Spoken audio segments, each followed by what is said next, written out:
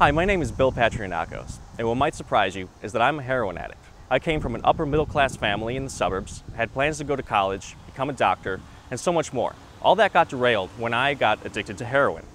I'm now working with the Robert Crown Center for Health Education to educate teachers, students, and family members that heroin doesn't discriminate. It can happen to anyone. The face of heroin has changed. The alarming rise in heroin use among teenagers is especially prevalent in the Chicago area suburbs. This public health crisis affects everyone and requires a powerful prevention strategy to reverse the rising trend. Dr. Celeste Napier, the director for the Center of Compulsive Behavior and Addiction at Rush University Medical Center, explains that medical professionals now understand addiction is a brain disease. The brain is changed by drugs. It's changed structurally, it's changed in terms of its function, and it's very similar to other chronic diseases of other organs like chronic heart disease. And so in many ways it's analogous to other chronic, long-lasting diseases.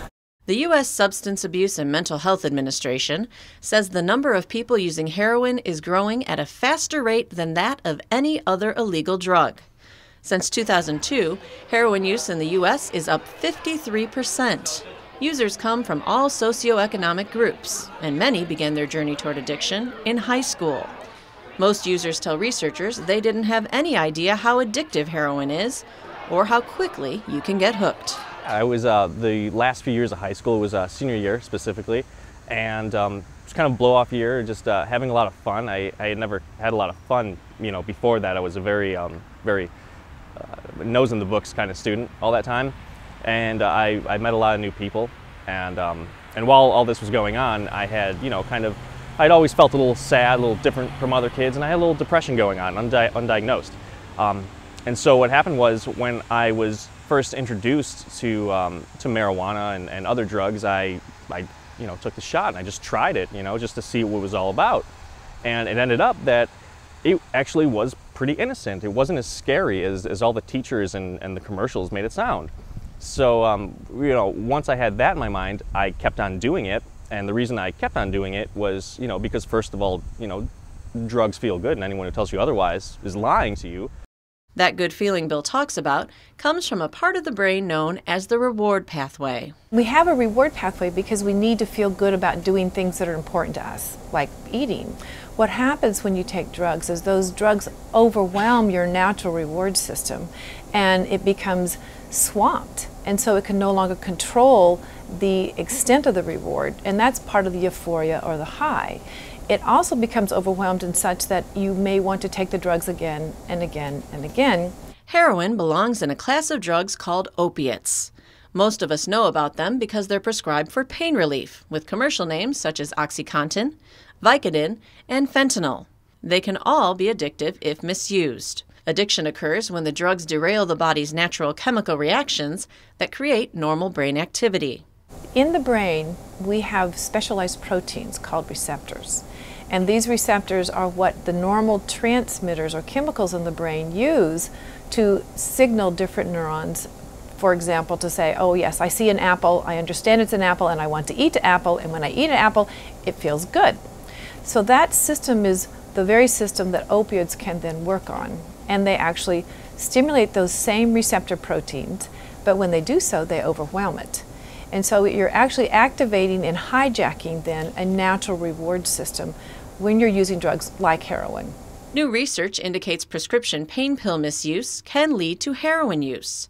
Young people are especially susceptible to this path, as they may not fully understand how decisions to use drugs, even prescription drugs, may impact their brain and body. Because their frontal cortex is not as developed as it is in an adult, the capacity to sit back and think about what are the long-term consequences of me taking heroin is more difficult for a teenager.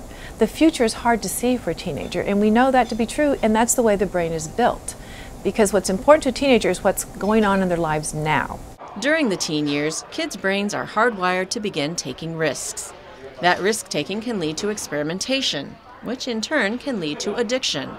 Bill, like a lot of teens, thought he had everything under control, until he didn't. Yeah, I was the smart drug addict. I was the one I wasn't going to be like the other ones. First of all, I wasn't going to get addicted because I knew what addiction was and I knew how it worked. And so I had a system in place to stop myself from becoming addicted. And I was smart enough to do that.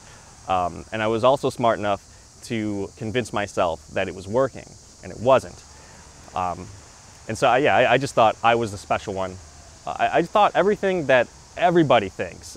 Everyone thinks that they're special, but in the end, they all do the exact same thing, and they think the exact same thing. And sometimes I just want to shake some people and say, you know, you're not the first one to say that or think that. Bill was starting to understand that he was experiencing symptoms of addiction, which include withdrawal when the drug is removed. The other thing that happens with the brain when you take heroin over and over again is that you start to become dependent on the drug. And that's because, again, your brain is trying to compensate for all of this drug. And by compensating, what that means is that you now become dependent on that drug being present for you to even feel normal. And when the drug goes away, you no longer feel normal. What can make this cycle of use and dependence so dangerous? If you're seeking out to get that high again, you often have to increase the dose. And the more you take the drug, the more tolerant you may become, and the larger dose you must get to get the same high. So that means that we get really worried that the potential for overdosing increases as you're increasing the amount of heroin that you're taking. The more drug users take, the higher their potential for a fatal overdose.